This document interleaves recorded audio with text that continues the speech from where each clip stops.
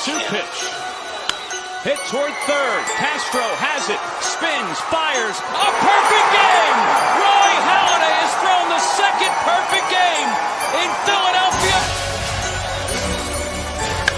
Line drive, right center field, base hit. Ground ball over the mound. Waiting for it. Muncy, he booted it. 1 runner's in. Here comes Swing, the throw. Save! Hits one in the air, left center field. Back it goes. Harper, the swing of his life.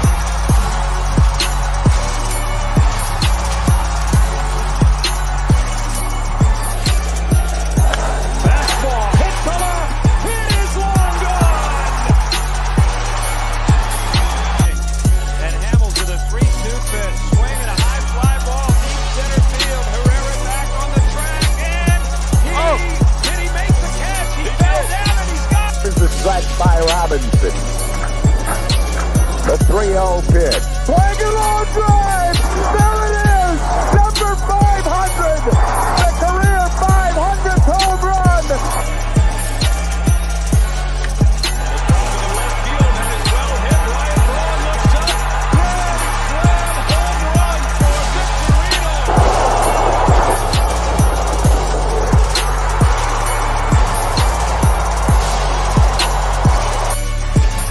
Let's go. 3-2. It's hit in the air. Right field. It's got beautifully hit. Over. What is going on, everybody? Welcome back to the Bell Smashers podcast. This is episode 9, brought to you by Fired Up Sports and Manscaped. We'll get to that in a second. I'm your host, Kylie, I'm Jen. and with me is a very special guest, the second guest ever. You might know him as our best friend from across the pond. Yeah, UK Phillies. What's going on, man? Hey guys, by the way, that intro was dope. That was so cool. Thank you. I really Thank you. really enjoying that. Thanks for having me on, guys. Yeah, what a privilege to be on. Looking forward to this. Thank you for coming on. But as I said, we're brought to you also by Manscaped, and with that comes a very fun intro to it. So here we go. Support for Bell Smashers is brought to you by Manscaped, who is the best in grooming. Manscaped offers precision engineered tools for all your shaving needs. Manscaped recently launched the ultimate hygiene bundle for you or the man in your life, the Performance Package. Help yourself or him join over 7 million men worldwide who trust Manscaped with 20% off and free shipping with code BELLSMASH at manscaped.com. Look, we're in the new year. With that comes the resolutions and ways to do better and all of that. Gentlemen, why not make your personal hygiene better? Ladies, why not help the man in your life make his hygiene better? Manscaped has launched the Performance Package 4.0. Inside this package, you'll find the Lawnmower 4.0, trimmer, Weed Whacker ear and nose hair trimmer, Crop Preserver ball deodorant, Crop Reviver toner, Performance boxer briefs, and a travel bag to hold all of his goodies, or yours if you're like me and you steal some of it. First off, the Lawnmower 4.0. This trimmer is the future of grooming, and I dare I say is the best trimmer ever. Their 4th generation trimmer features a cutting-edge ceramic blade to reduce grooming accidents thanks to their advanced skin-safe technology. The Lawnmower 4.0 is waterproof and also has a 4,000 LED spotlight for a more precise shave. Say goodbye to his hairy mess on the bathroom floor and sink, or your hairy mess on the bathroom floor and sink. The Performance Package 4.0 also includes the Weed Whacker nose and ear hair trimmer. The Weed Whacker is also waterproof and provides proprietary skin-safe technology, which helps reduce nicks, snags, and tugs. Their Crop Preserver ball deodorant and Crop Reviver ball toner is the hygiene routine he needs, or you need, to smell fresh and clean all day long. It's like your skincare routine, but for him, or you. Manscaped even threw in 2 free gifts to their Performance Package 4.0, the Manscaped Boxers and the Shed Travel Bag. Bring his comfort and boxers to another level. It's time to take care of the men you love, or yourself, and go to manscaped.com and get 20% off plus free shipping with code BELLSMASH. That's 20% off and free shipping with code BELLSMASH at manscaped.com. unlock his confidence and always use the right tools for the job with Manscaped. Amazing. Yeah. And we were talking before we started recording, Dave, UK Phillies, that we're going to get you one. Because since they don't ship to the UK yet, we will get you one and give it to you. What's going on, Manscaped? What's going on? Come on. Get global. Get on it. Come on. But in the meantime, we will, for your next trip to Philly, we'll save you one. Yes, we got you. All right. Awesome. So to begin, we were also talking about this earlier and we wanted to save it for the episode. You are the one that a lot of people, including us, give you credit for making us get into the postseason, because as soon as you got here, your first trip of the season, that's when everything started happening. So I just want to thank you. Yeah, it's oh my God, someone's at the door. I cannot believe this, guys. So my doorbell's just rung, guys. What is going on? Two seconds, guys. So no worries. That's fine. No problem, man. I'm blanking. I am so sorry about that. Oh. Man, it was a pizza delivery that wasn't even for me. How disappointed. Like, Domino's. Come on now. Sorry, I'm so sorry. Hey, no worries. But yeah, it was like it was more than a 9-game win streak, I believe. Didn't we get to 12? Didn't we get? That's what I thought. I thought it was 12 because we swept the Brewers, swept the Angels, we had about 3-4 sweeps in a row, if I remember rightly. Yeah, it was Schwarber was like red that. hot. We went on so many runs, like the whole of June. Yeah. The record was insane, and Schwarber's record was insane. Yeah, they won a bunch of games after you visited. Yeah, honestly, Yes. when I left that trip, I thought, wow, whatever happens this season, that trip was insane. The start walk off, the Harper home run, Rob Thompson coming in. It's like, okay, I couldn't have asked for a better trip. And then just the run they went on after that was, you started to believe by after the All-Star break that we could do this. The wild card race, the Brewers weren't that strong. The Mets were always going to win it, but deep down, I always had this feeling that we could do this. And then, August, September, and the rest was history. Kylie and I and Haley too, we're pretty optimistic fans, but I will say UK Phillies is probably number one. Yes. I try. It's just, for me, being this side of the ponds, and especially one of my main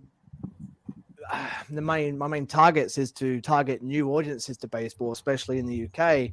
You've got to try and keep it fun and uplifting, because when the Phils lose, there's enough negativity on Twitter. I don't need to add to it. If the Phils lose, I'll turn my phone off, put it to one side, and just go to sleep, or just leave it for an hours and then get ready for the next game. But when you win, you got to pull up the fun plays, the highlights. You got to make it fun, because you want to attract new fans, especially here in the UK. Especially that's sort of a target audience of mine. Growing the fan base, growing the sport in this country, you got to try and make it as fun as possible. So, I try and stick to the fun side of the things. Don't get too statty. Just keep it easy, and just bring out the fun side of baseball. And I'm always a glass half full when it comes to the Phillies. I just always have been. It's something it's my passion. It's my hobby. It's something I love and enjoy. And I don't like being too down about the Phillies, especially the last 10 years, apart from the season gone. It's been testing and tough, let's be honest. It absolutely has been. How you hadn't seen the Phillies in the playoffs since you became a fan, right? No. So I started, so I don't know, 2012 I started following. Young and innocent to the sport, bright-eyed into Citizens Bank for the first time. Chase hits a home run at his first at bat. Place goes crazy, and I thought, wow, this is a dream. Incredible. Everyone around me going, yeah, the Phils are going to be hot for a few more years. They're going to keep coming back. I was like, great. Went home, learned about the sport, learned about the Phils. and just waiting for this to get hot to happen. You know, it was there was some tough barren years, you know, but even then, because I was fairly new to the sport, I was still really enjoying it. You know, I was still enjoying learning the game. You know, hearing about Dominic Brown coming through, he was the next big thing, and it's like, didn't turn out to be. You know, 2014, 15, 16, there was some looking back tough years. At the time, I was like, okay, we're just dipping, right? We're gonna come back, right? And everyone else is like, no, Dave, this is true feels right now. But it's the year we've just had has made up for that entire last 10 years and some. You know, the playoff run, the World Series, you know, the out of nowhere, which I think made it even more special as well. And how the Phils go on to repeat that is going to be really interesting this year. Yeah, agreed. Yeah. And I mean, we've obviously added Trey Turner, Taiwan Walker. Like, we've got some more names. So you would think that they would be at least the same. Oh, yeah, I think we're better. You know, I think Segura, it was the right time to move him. I couldn't see Segura repeating the season he had, and he had been a great player for the Phils. I think we got him in and then traded him out. Free agency him out at exactly the right time. Upgrade to Trey Turner. Come on, one of the studs of baseball. You know, he's going to be in the All-Star. He's going to be a huge player for us. Probably around his peak right now. Ideal. The pitching's got better. The bullpen's fantastic. The pitching, we're pretty much set. You know, if Painter has a fantastic spring, I'm pretty sure you're going to add him to that rotation. The pitching really excites me. I think that is better already than last season with the bullpen additions and the addition of Walker and possibly Painter. The only thing with the roster and in general is the depth. You know, we've lost Veerling and Maton. We're relying on, I think we're relying heavily on Jake Cave by what I'm hearing, who's a bit of an unknown, but a bit of a low risk, possibly high reward. We'll see how it goes. But until Bryce comes back, it's fine. You know, he's fine. We've got Derek Hall, we got Guthrie, Souza, who showed flashes of brilliance last year. You know what? He's a great bench player to have. Of course, Stubbs, everyone's favorite Stubbs. We all love Stubbs. Stubby.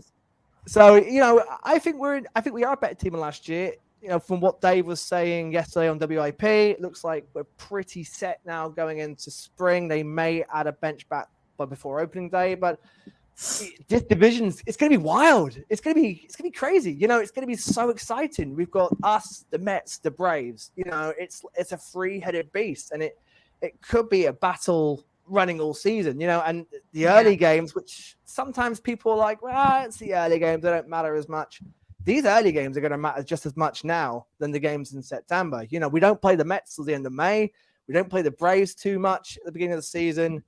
The Phils, if we want to win the pennant and win the division, which we do, let's be honest, it'd be great to beat this juggernaut Mets team. I still think they're a little like the Mets, but people are really, you know, according to many people, this division's done. It's the Mets, but I don't know. I really don't think so. And every single game is going to matter, you know, especially against them and the Braves. You know, those series are going to be wild. I cannot wait for those series. But the series against the Cubs, the Reds, the Royals, the Marlins, the Nationals, we've got to win those series. You know, every series this year, we want to win this division in such a tough division really matters this year. So I cannot wait to get going.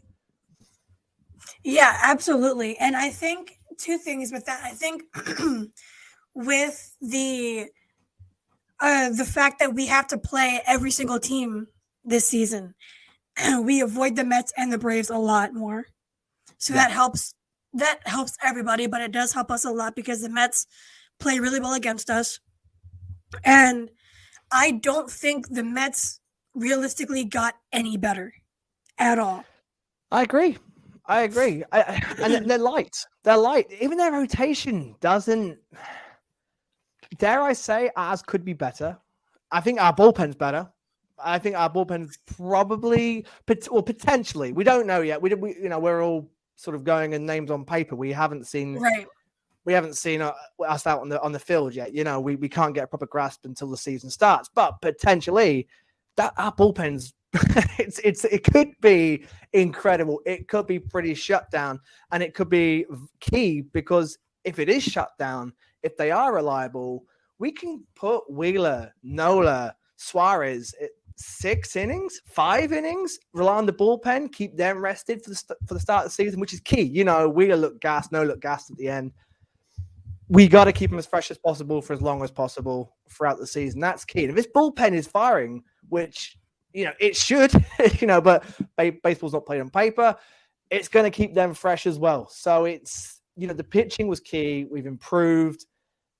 We've got to stay fit, got to stay healthy. That's also key, you know, but that's something we cannot help. But if, you know, we keep that predominant lineup, fingers crossed, healthy, for when Harper comes back in a good position, I think we're in a really, really good place.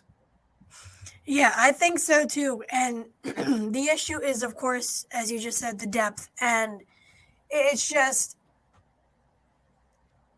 we only have to worry about half of the season, which is a good chunk.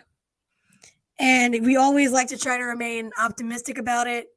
But I think this is a more realistic, optimistic approach now because we've added so many people and we just, on paper specifically, we look really good.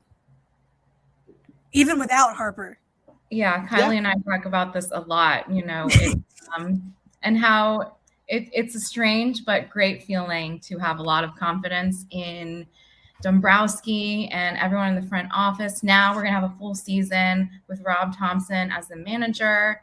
There are so many possibilities, you know, and they've got that momentum from that magical season last year, and they're hungry to do it again. I agree. Yeah. And, you know, I think the World Series hangover is real, but I just feel with this team that even when the season finished on the low, they were dying to get back out there and get going again. You know, they want to put that disappointment of the World Series behind them, I think, as quick as possible. You know, I think if we'd won it, there would have been a bit more of a hangover because we've won it. You know, what more is there to do? Repeat it is real tough. But the way we lost it, I feel will rest uneasy with the players and especially with Rob Thompson. And I think there's a real fire burning in them to get out the blocks quickly and get going quickly because momentum is going to be key this year. And picking up good early momentum is, I think, is really important. We've got the Rangers and Yankees start off with. That's a real test straight off the bat. That Rangers rotation is fantastic. You know, that's one of the best rotations in the game. DeGrom on opening day potentially versus Wheeler. That's you know, box office already. Then the Yankees, you know, don't sleep on the Yankees because, you know, they're going to be up there in that division. They're going to be, again, a big team. Then we've got the Reds and the Marlins. So momentum's, you know, we can start the season, you know, those first two series with some wins going into the Reds and Marlins. We should be winning those series. Then already we've got a winning record and then momentum builds. But like Jen just said there, a full season of Rob Thompson is something really, really exciting. You know, his record when he took over to the end of the season was phenomenal. You know, arguably should have been manager of the year. You know, I think he was robbed. But a full season of Topper and that locker room, which looks more united than obviously I've ever seen in my last 10 years. But I think a lot of people are saying this locker room looks the most united it's ever possibly been. I don't know about you guys. Oh, absolutely. Yeah, I completely agree. And I mean, you really saw that the personality, we talked about this on past episodes, their personalities coming out and in the celebrations and toward the end of the season and everything was just looking good. And we kept all the front office that was a part of it. We kept all but I guess 3 players from that. I mean, Segura, Maton, Bierling. So those 3 being gone. Syndergaard, but I don't really, you know, we don't really, you know, I think he was always just here for the short-term plan. Yeah. Yes. Yeah. I mean, I was really excited when we traded for him. I wanted him ever since. Oh, hey, Haley's here. What? Hi, Haley. Hey. When everybody has literally meetings, what is up? It's good seeing you again. Yeah. Yeah, I heard you too have events. Yeah, Xfinity Live. I was like so like plastered and I went up and I'm like, you're definitely UK Phillies. It was a long night. Yeah, I was gonna say, how was that night for you, Dave? Oh, I look at the pictures and go, did that actually happen? You know, it was a long day anyway. I got him against the ballpark early, drinking in the tailgate, drinking in the ballpark, and then going. And then the party was obviously at Xfinity Live. Everyone was going there, so I was like, right, let's check it out. Let's have some more drinks. And then literally about to go, it got late, and then they were like, Bryce Harper's in the building. I was like, yeah, cool. Of course he is. I was like, oh my God, Bryce Harper's here. And then all the players Right there coming out onto the balcony. You know, Harper's there giving the fist pumps to the fans. Brandon Marsh is rapping away. Stott's there, Nola's there, JT's there. It was just surreal. You're there in like a drunken glaze going, whoa, yes, so cool. And yeah, so I was like trying to sober up. I was like, I've got to sober up because if these guys come down, I've got to make some sense. Exactly. And they did. You know, I was trying to get Bohm's attention because I love that guy, and you know, I want to do the song, which at the time felt like a really good idea. But you know, looking back, I was like, it probably wasn't a good idea. But Brandon Marsh came down and Stubbsy came down, and I think I made sense to him. I remember saying, Brandon, I love you. I freaking love you, man. I flew from the UK. You've helped make this trip. I remember him just tapping on the shoulder, probably feeling sorry for me, or just as drunk, going, yeah, cool. And I managed to get a picture with him, with Stubbs. Bohm came down, but you know, I wasn't taking pictures, which is fair enough with people. But what an experience! And just seeing the guys, like you were saying, Kylie, we were able to watch the guys in the locker room enjoying themselves and sort of seeing what they're like in like their natural environment, but sort of away from the pressures of on the field and them doing their job, to see them letting loose and having a good time. And, you know, you could see like who's friends with who and who's like real pally with who. And it was so fun to watch. And Nick Castellanos, man, he's so cool. Like, I know, he just looks like he is. His swag. Insane. It's swag. It is. He's just swag. And then yeah, Haley bumped into me towards the end of the night. I would say I remember a lot more of it, but I remember the selfie. Yeah, we did that. Do you have the selfie? I think I do. I think I tweeted it into him that night on Twitter. That's awesome. We'll put it. I want to say I remember, but I'll be lying. Yeah. The night turns into a real blur. Because I took a picture with Brandon Marsh, Maddie V, and then I got a video of Alec Boehm saying that he like doesn't hate this place, and everything else on my camera roll is just like blurry photos. Like, I'm not surprised. Sounds right. I love that. Even though we're getting some beef right now. God, yeah, there's a lot going on there. Yeah. But anyways, but in the beginning, Haley, Dave was saying that he, you know, is trying to build the Phillies brand across the pond, and that made me question, like, what is baseball like over there? Because obviously it's the real football that's a big thing there. Mm-hmm. But what's the baseball scene like? It is getting bigger. You know, you've got the footy. NFL's huge over here in the States. So baseball it's getting bigger. You know, it's starting to be played on the national. It's starting to get a lot more. First of all, a lot more national coverage. The BBC are covering it a lot more. It's in more papers. It's in more line articles. Having the Red Sox and the Yankees over here a couple of years ago helped. We've got the Cubs and the Cardinals this year coming up. Hopefully the Phils and Mets. It keeps being rumored. With Chase over here now, you know, he can get his contacts going and make it happen. But it's, you know, the national game's growing. GB being the World Fall Classic this year is huge. You know, that's really got some good media and attention over here. The national game itself is growing. There's a lot more players signing up. You know, like the level is quite a way off, obviously, what you have in the States, but it's, you know, I played AA for a while. I played a few national games for a while. And one thing that's the same is the passion. You know, everyone's playing because they love the sport, you know, and it's all played to the same intensity. even though we're playing in front of about 20 people. You know, the intensity's still there. We still want to win, and we still just love the sport. You know, it's the camaradade's there. You know, it's the same sort of locker room environment. Everyone's there for each other. You know, you got all the same as that. You know, MLB TV is a lifesaver. It's pretty much the best way to watch it, and still relatively cheap and best value compared to your NFL and your hockey subscriptions. Yeah. It's really growing. You know, people are watching it a lot more now, which is great. You know, and it's just going to get bigger and bigger and bigger with stars like Chase Utley coming over and is now the ambassador for the MLB Europe, which is huge as well. It's really getting bigger. So I think we're just on sort of a bottom of a wave right now. When the London series comes, because COVID completely killed it last time. We had the Yankees, Red Sox, MLB Europe, MLB in the UK was on a huge high. You know, it was buzzing. People were talking about it. People were interested. People want to get involved. And then COVID hit, lockdown hit, and it just, all the momentum we had just completely fell flat, you know?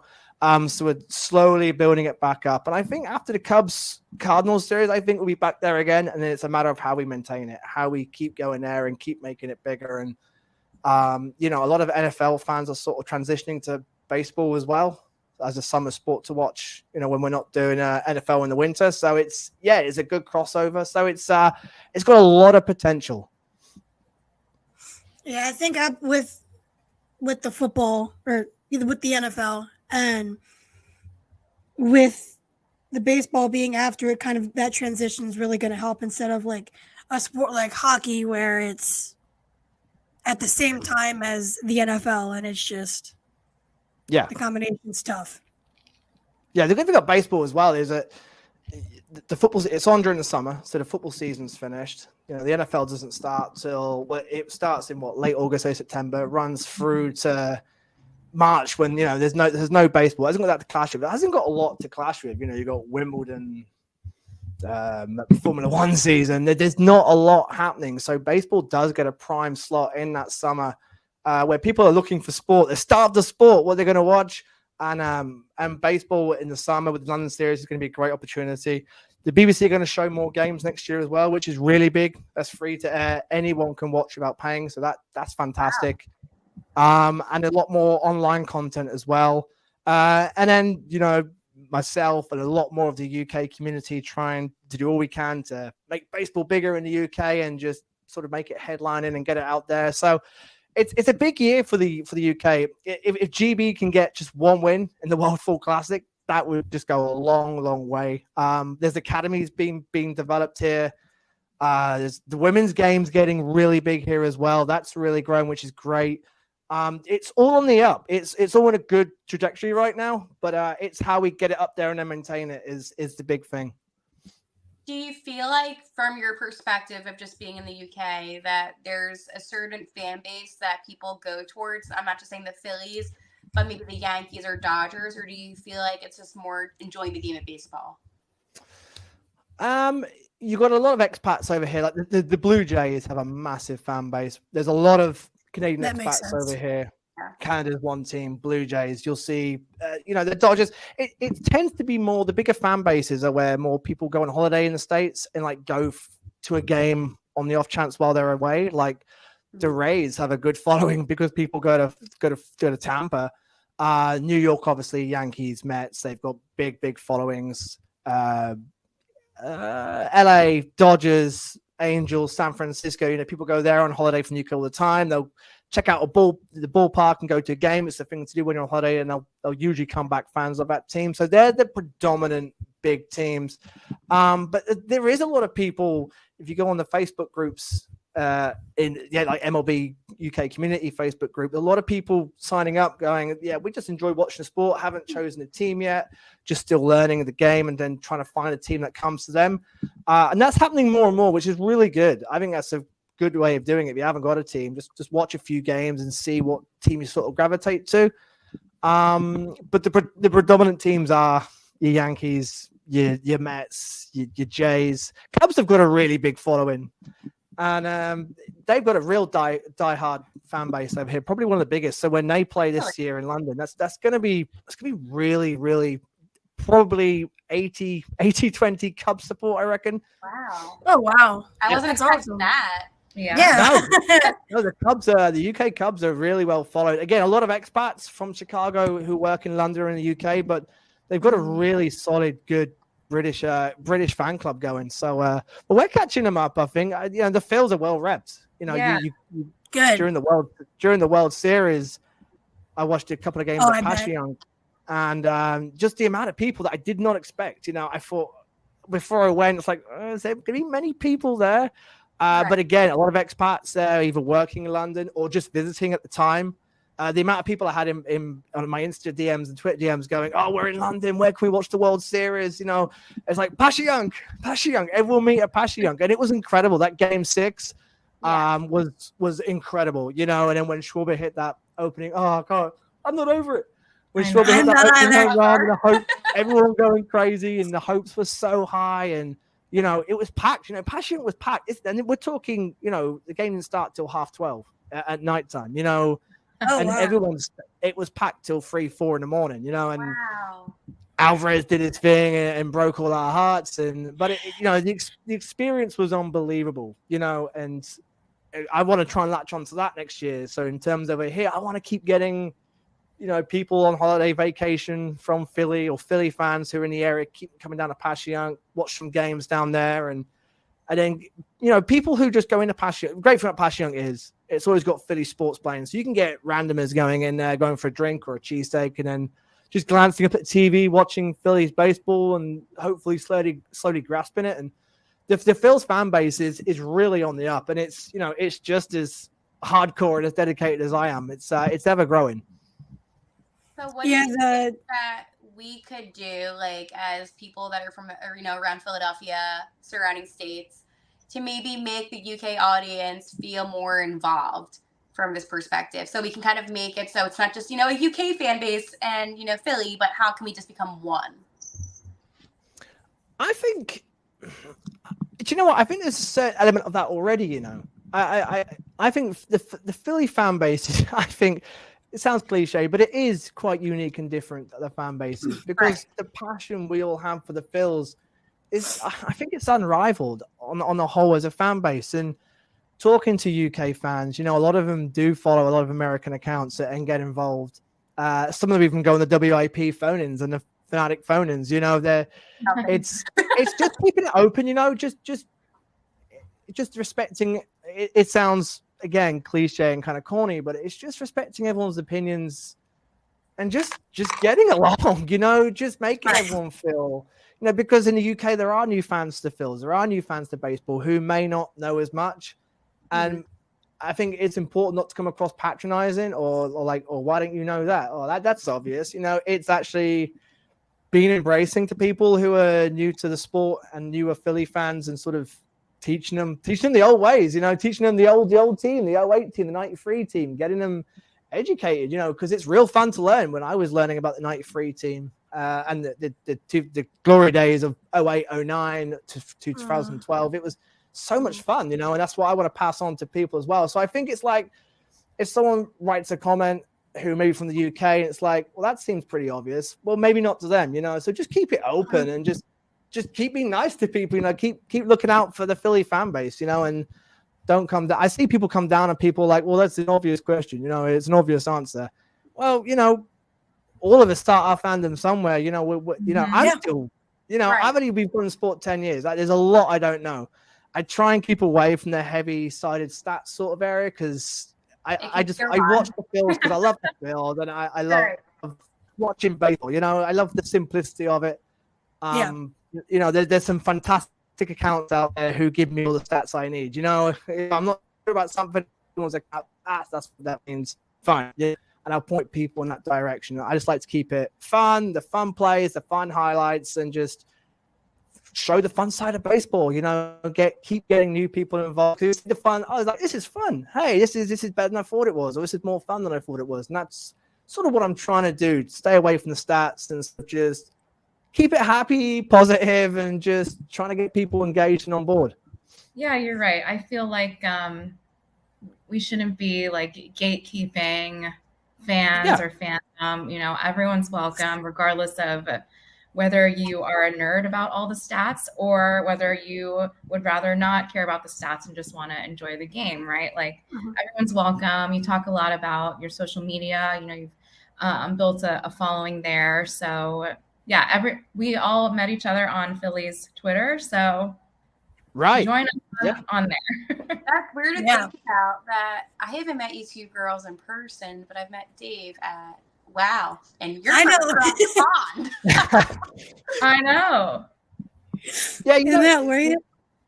I know Twitter gets a lot of slack and hate, but it's also it can be a great place. The amount of people I've met through Twitter has just been unbelievable, and the amount of people that come say hello, and you can block out all the negative stuff and customize it yourself. But Twitter does a lot of good, as well as the stuff that makes the headlines all the time. And the amount of people I've met from Twitter just within America, and people going, UK guy, and it's just coming up and chatting. It's so much fun. It's so much to put faces to the names and the tags and the tweets, and it's a great. Twitter is a cool play. I love Twitter. I'm not gonna lie.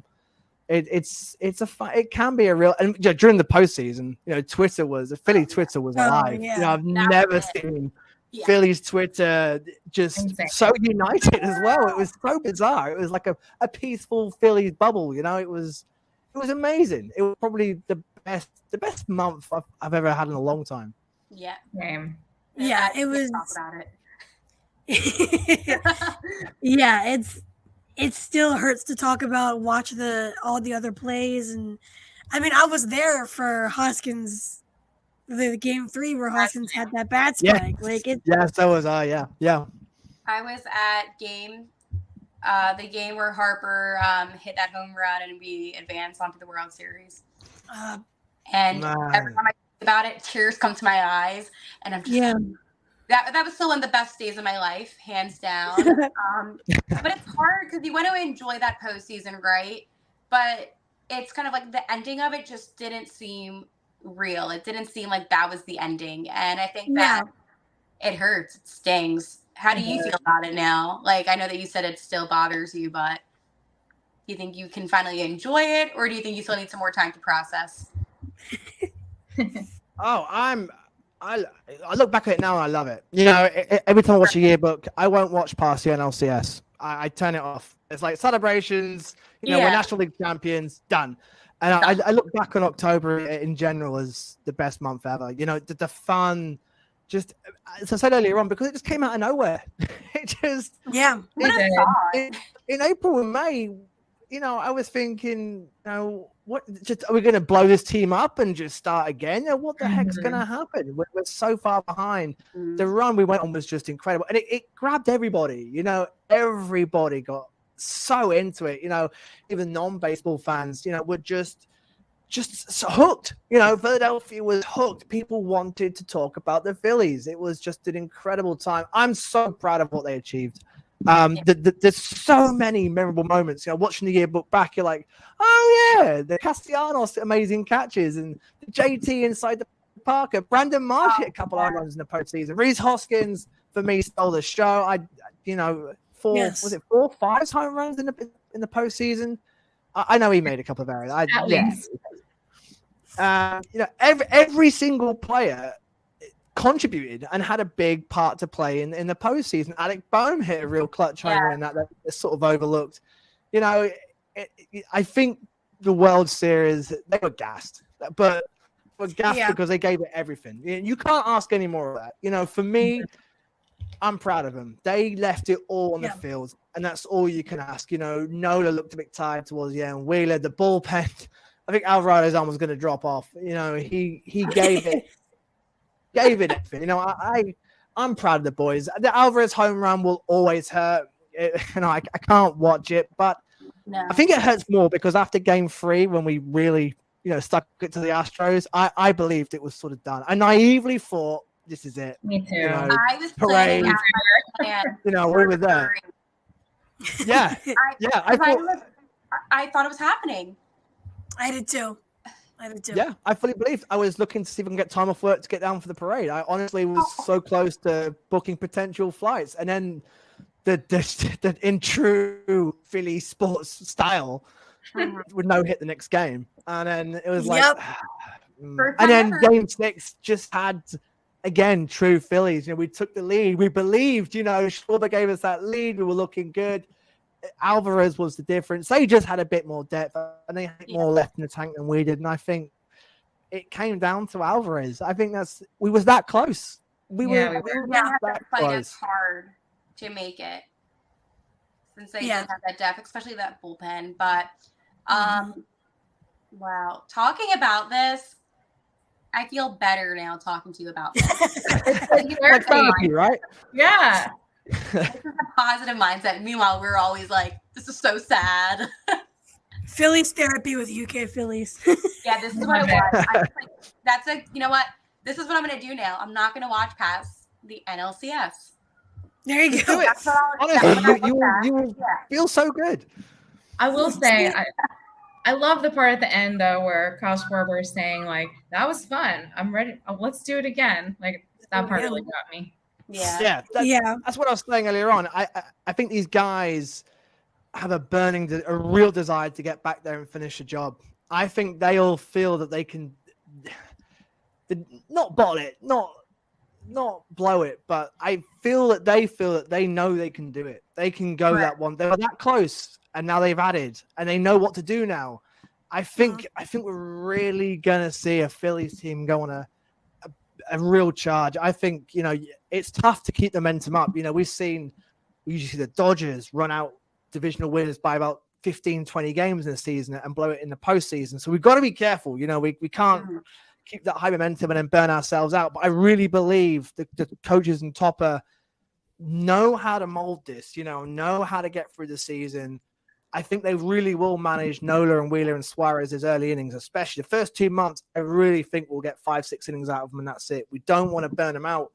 The bullpen should be good enough. It's just keeping healthy, keep winning until Harper comes back. I think that's what we got to do. When Bryce comes back, that lineup and that pitching is one of the best in baseball, without a doubt. Yeah, I completely agree.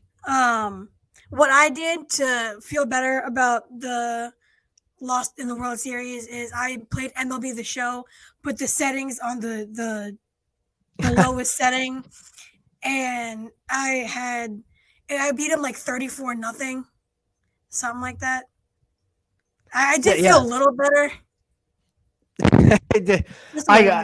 After the World Series, I think I went into hibernation for a couple of weeks after and just caught up on sleep more than anything. Try to feel human again. That whole month was a blur just for loss of sleep alone. Every game was pretty much starting at midnight, 1 a.m., not finishing till 4 5, going straight to work. After the World Series game 1 and 6, it was work the next day straight after with like 2 hours sleep getting back from London. October was a blur in that sense, but as soon as the baseball season's finished, I just like to just shut off for a few weeks and just sleep. Yeah, it really is just get back into a sleeping pattern. Talk about that too, like with the time difference. I mean, especially during the regular season, you completely change your schedule to be able to watch the games, the evening games too, which is a lot. Yeah, it's I don't know how to describe it. It's tough to describe. It's like an addiction. It's really weird. You've got to, especially in the early season, you've got to pace yourself. I try and watch maybe one live Friday night when I've got work the next day. I'll try and stay up and watch that game. Sunday games, I'll watch all the early games without doubt. But if you're still up and awake at like 11:30 at night, you're thinking, oh, the Phils game starts in 15 minutes. I'll watch an inning or two, take it to 12:10, 12:15. But if it's a close game, you're like, all right, 2-3 more innings to see how this thing goes. And before you know it, it's 1 a.m., it's 1:30. If the game's still close, you're like, okay, I'll be 2:30 when it finishes. I'll see this one out. And you really do get into a dangerous loop and insomnia, which which is real. See, I actually can relate to that part though, because when we played against the Dodgers this year in LA, it was what 10:30 o'clock game. Yep, 7 a.m. my time. Yeah. Yeah, and so I stayed up because I was like, I'm just gonna watch the game, see how it goes, and it got really close. Yep. And the game didn't end until 2:30 in the morning. Yep. I was done around 12:30. Yeah, those games I were had to stay wild. up. Yeah, That series was wild because I would set my alarm for 5 o'clock, so I would wake up for the 5th inning onwards. And then I remember walking to work on a balmy hot morning. It's like 7 a.m. and I'm like watching the game on my phone, and it went to extras, and it was a real slugfest towards the end. And I was a mess. I was walking to work in an absolute mess. I got in at 8 o'clock. The game had just finished. I felt knackered before the day even started. Those games, those West Coast games are fun. You can set your alarm for 4 or 5. You can actually get some sleep before the game. Set your alarm for 4 or 5 in the morning. Join halfway through the game. You get to see the best bits. And the main action. So those West Coast games are fun. But it's an addiction. Even after a brutal loss, and you think, right, that's it. I'm not watching the Phils tonight. I'm gonna just wake up in the morning and watch the highlights and not spoil it. And then you just like 10, 11 o'clock, you're like, all right. It's a real addiction. It's honestly watching baseball, watching the Phils is a real addiction. I mean, we're the same way. There will be a brutal loss, and you're like, I should really take this night off from the Phillies, but 7:05 comes around. Yeah. I find myself turning it on again. Yep. Yeah. Every time. Every time. But the thing is, as well with baseball, every day is different, right? Every single game is different. So you can have the most brutal loss the night before, but it's a cliche. But next day is a new day. It's a new game, and then the Phils can easily bounce back, and then you're like, you get a win, and you're like, oh, could this be the start of a run? And you watch the next game, and it's just every game is different. That's what I love about baseball. It's hard to hit form, so it's inconsistent, it's unpredictable, and it's just you never know what you're going to get when you watch a game, and that again, it lures you in. You see something different every game. So to switch topics a little bit, you've mentioned Chase Utley a few times, and I remember you posted about meeting him. So tell us about that, because he's beloved, obviously, my favorite Philly of all time. Everyone says he's the man. He really is the man. We thought he'd walk in. It was in Passyunk. It was for an event just before the Game 1 World Series. And we heard he was coming, and we thought, he'll be there for an hour or so and just chat and then do a speech and then go. But he turned up early with his wife, and straight away, he wasn't backstage. He didn't go in some secret entrance. He came through the main entrance and straight away talking to people. Like he was talking to us. He was asking us questions. Hangouts in London. How do we stay up and watch the games? He was so involved and, listening to what everyone was having to say. Thinks we're all crazy for the amount of time, the amount of hours we watch baseball at nighttime. We were asking him about how he's finding London. And he's just a normal guy. He's so approachable. He was so friendly. He seemed to really enjoy it. He was there for 3-4 hours, just talking nonstop to everybody. It was an incredible experience. At first you're like, oh my God, it's Chase Utley. There he is. It's the man, and you're sort of, hi, Chase, I'm Dave, UK Phillies. He goes, oh, I've heard about you. And I had the flag. And like, oh, this is awesome. And then a few of us we're just talking to him for like 20 minutes about obviously baseball. But then, I was like, all right, let's make this normal. I'm going to ask him questions like, are you into football? Are you enjoying the English scene, English culture? Are you enjoying London? And it was just like talking to a normal guy, and he was asking us questions. He was happy to sign autographs and take photos, and just being in the guy's presence is just, it was unreal, and then just, at the end of it, when you look back on the pictures again, it's like, damn, that really happened. It was just one of the best experiences, obviously everyone's favorite Philly, most people's favorite Philly of all time. if it was, he was the first home run I saw. He was my introduction to baseball. So it was a really magic moment, and yeah, he is the man. There's no other way of putting it. Amazing. Yeah, Ali is definitely one of my guys. I have loved him for forever. It's cool to hear stories like that because you always wonder. Yeah, I just wish I got to see him in his prime. 2012 was the first year I was starting to watch him, so he was sort of, he still had those magic moments, but obviously him, J-Roll, Ryan was starting to Howard, Chooch, they were all starting just to decline. But still, watching the videos back of the yearbooks of 09, 08, 11, 10, and watch them in their prime. I still smile, when I watched that. I was like, that is just so cool. That team was unbelievable. To be around during that time must have just been incredible. But Chase was happy to talk about all that. Now he's the MLB Europe ambassador. I said to him, Mets, Phillies, London makes a lot of sense. And he said, yeah, it makes sense. Let's see what happens, with a cheeky little smile. So fingers crossed. I'm putting the graft in. So fingers crossed. Good job. Good work. Thank you. Yes, keep doing it. I would love nothing more than a Mets Phillies in the UK. That'd be awesome. The dream. And it'd be a good chance for you guys to come over, and I can sort of, we would love that. Make you guys all feel well. Because every time I go to Philly, everybody is just the nicest, and the hospitality I get when I go over there. So to have a chance for everybody to come over from Philly to sort of my yard, my home, and come hang out. I love it. You know what? This is where we can start a petition to get the Phillies and Mets to play in the UK. That way we can all go to London and hang out and meet Philadelphia fans in London. It's honestly awesome. Like during the World Series at Passyunk, there was there was a family there on vacation from Delco, from Brimwine, and then there was 10 minutes later, another couple walked in, and they were from Paoli. I'm like, oh my god, these guys! Do you know these guys? These guys from down the road from you. And they were like, oh my god, no way! And then they were sat watching the game together for the rest of the night, and chatting away.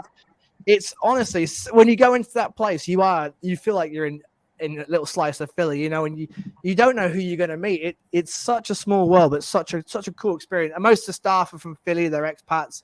Obviously, JP Tetty, the owner, the founder of Passyunk, is from Philly himself. So it's got real, because everyone in Philadelphia pretty much knows about Passyunk. So when they're over, they go there, and you meet so many people from Philly. I love going in there and just listening to the accents and talking to people from Philadelphia. It's such a cool experience. What even got you into baseball to begin with? It was going to the game. It was in 2012, just by pure chance. I sort of had. I'm a big sports fan in general, but I'd not really touched on baseball. And when I was in Philadelphia for the first time through traveling, I got invited to the game. Someone had some spare tickets, and I was like, "Yeah," I said, "I'm a sports fan. Check it out." When you get to that complex, even now, when I still get to the complex, I'm like, it's just the coolest place on earth. It really is. You don't get anything like that here in the UK. Having Citizens Bank, the Eagles, Lincoln Financial, Wells Fargo, Xfinity Live, just there, sporting heaven. So as soon as I got off the Scepter, I'm like, the Scepter is an interesting experience, but as soon as you get off that, you look at the complex, you're like, this is incredible. It's totally different. The tailgating, it took me ages to get to the ballpark. I'm like, what's happening here? What are these guys throwing beanbags into holes? What's this? And they're having barbecues and cornhole. Yeah, it's called cornhole. Yeah, oh man, I got hooked. I get hooked on cornhole once I learned how to play. Fun. It is fun. It's nothing. It's nothing like what you get back home at all. So the experience already was incredible. Walking to the ballpark, you can walk the whole thing. You can't do that back here in the UK. So again, that was incredible. Citizens Bank Park was great. I've been to a few more ballparks since, and the great thing about baseball is every ballpark's different, but I love Citizens Bank. It just nowhere compares to me. I love being even when I went in January a couple of weeks ago, just even being there, and when there's nothing going on, it's like, just love it. Just loved the place. So went to the game, had the rules explained to me. Didn't really have much idea what was going on, but I was enjoying the atmosphere and the food and the beer. So that was a plus. I was already sold. And it was Chase Utley's first game back from the DL at the time against the Pirates. Came up, everyone gave him a big standing ovation. I'm like, yep, this guy seems a big deal. Home run, landed just literally 10 meters from me. I'm like, the place went crazy. I'm like, yeah, I'm hooked on this. I want some of this. And everyone around me was going, oh, the Phils are back. The Phils are back. Utley's back. This is going to be the start of a run. And then 10 years on, it never happened. But until this year. But it was just the experience. I went away. I learned about the Phils. I went to the ballpark tour a day later and just fell in love and got hooked. And the more I learned about the game, the more I realized it wasn't just a matter of bat and ball. It's so complex sport. Even now I'm still picking up rules I never had any clue about. And I was hooked. The first day I got there just by chance. And I was already sold in the city. It was the first time in the city. Loved the city. Strangely, ironically, love the history. But it's ironically amazing. It's just a cool city. And the passion of the people is something I love. It sort of resembles to where I'm from back home, where people are passionate, hard-working people, but are dedicated to their sports. Sports crazy. The sports sort of Philadelphia is sports. Everyone rallies around Philly. And it was, so for that point alone, I fell in love with Philly straight away. Then just going to watch the Phils, it was like cherry on top. This is my city. This is my team. I love that. One final question, because it's been talked about a little bit over the past couple of days. And I want to get all of your opinions on this. Yep. Sponsor patch, yay or nay? I'm used to it in the UK, seeing these sponsor patches.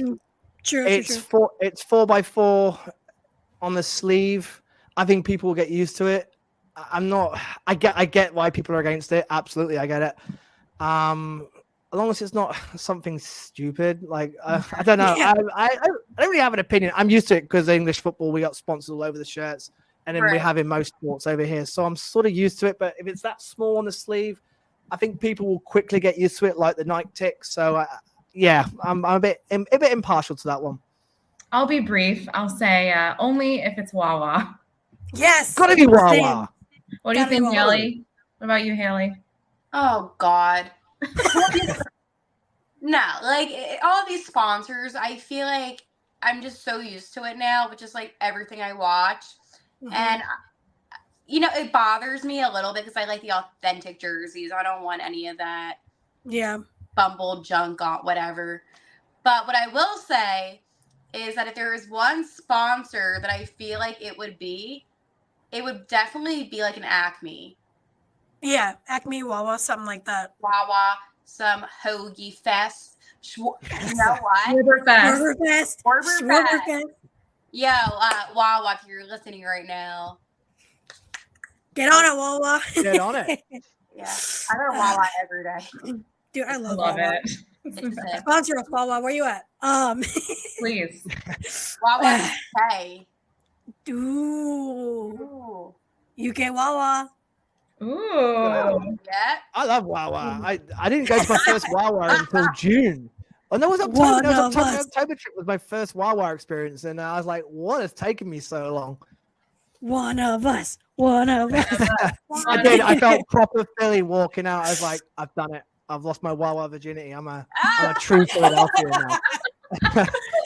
Love it. Yes. What a way to end. What a way to end. All right. And Neil, you lost. I know. I was just thinking, Neil, you lost. All right. As always, thank you guys so much for listening. Dave, thank you so much for coming on. It's been awesome. Gotta have you on again. Absolutely. And as always, go Phils. Go Fightins. Go Phils. See you guys next week.